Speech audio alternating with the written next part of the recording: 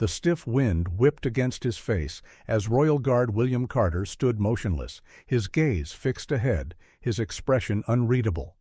The towering gates of Buckingham Palace loomed behind him, and beyond them the whispers of history echoed. But today was different. He felt it the moment he put on his ceremonial bearskin hat, a thin piece of paper, crumpled and hidden deep inside the lining. It wasn't supposed to be there. It couldn't be there. Guards were forbidden to react, to break protocol. But something about that hidden letter gnawed at him, an unshakable weight pressing against his scalp. And when he finally read the words inside, his entire life changed in an instant. William had spent 10 years as a Royal Guard, standing in silence, enduring the taunts of tourists, the biting cold, and the relentless discipline of his duty. To outsiders, he was a symbol of unwavering strength. But inside, he was a man drowning in regret. His mother had always dreamed of seeing him in this uniform. She used to say, "One day my son will stand among kings." But she never got to see it. A sudden illness took her before his first day of service, and in his grief, William buried himself in duty, cutting himself off from the world. 10 years of standing still, 10 years of silence, 10 years of wondering if this was all there was to his life. Until today. Until the letter. His shift finally ended. With trembling hands, William slipped into a quiet corner of the barracks, removed his hat, and pulled out the letter. The paper was old, edges frayed, as if it had been waiting for years to be found. The handwriting was unmistakable. It was his mother's. "My dearest William," it began, "if you are reading this, then my wish has come true. You are a Royal Guard, and I am so proud of you." William's breath caught in his throat, his vision blurred with unshed tears. "But my son, life is not meant to be lived in silence. You were never meant to just stand still. You have a heart that cares, a mind that dreams, and a soul that longs for more. Promise me one thing. When the time comes, when your heart tells you to move, listen to it." The letter ended with 5 words that shattered him. Don't let life pass you.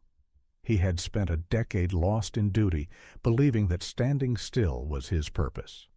But his mother had seen the truth, and now it was time for him to see it too. The next morning, as William stood at his post, a small girl in a wheelchair rolled up to the gates. She was frail, wrapped in a thick coat despite the warm sun. Her mother whispered something to her, and she giggled. Then she did something no one ever dared. She reached out and placed a tiny paper crown on his boot. For a moment, William's resolve wavered.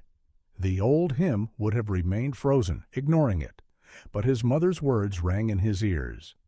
"When the time comes, when your heart tells you to move, listen to it."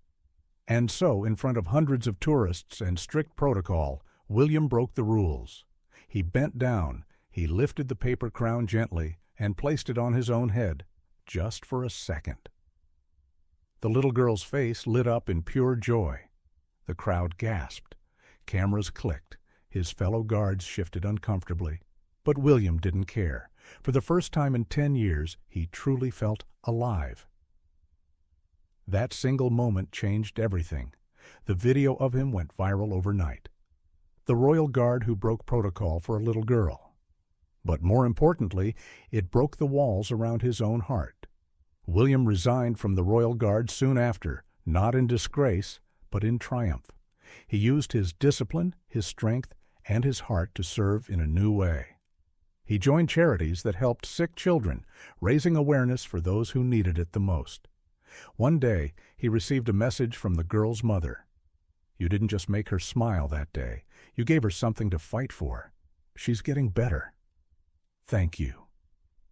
Tears streamed down William's face as he read the message. For 10 years, he thought his purpose was to stand still. But in reality, his purpose was to move, and it all started with a hidden letter inside his hat. Years later, William visited Buckingham Palace as a civilian. He watched the guards, standing in their stillness, and then he saw something. A young guard, standing in perfect discipline, his face unreadable, but tucked inside his hat, just barely visible. A folded piece of paper. William smiled. Maybe, just maybe, history was repeating itself.